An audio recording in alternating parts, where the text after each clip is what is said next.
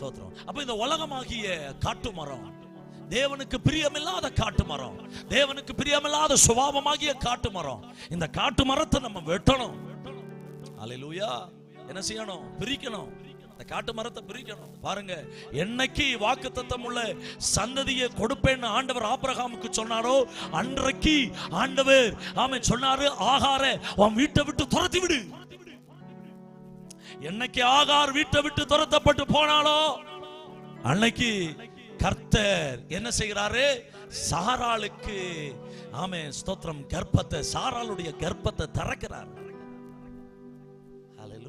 அப்ப ஆண்டவருக்கு பிரியமில்லாத சுபாவங்கள், ஆண்டவருக்கு பிரியமில்லாத காரியங்கள், ஆண்டவருக்கு பிரியமில்லாத எல்லா காட்டு மரங்களையும் கொடியில இருந்து என்ன செய்திடணும்? விலக்கிடணும். ஒரு அல்லேலூயா சொல்ல மாட்டீங்க? இனி ஒரு காட்டு மரத்தை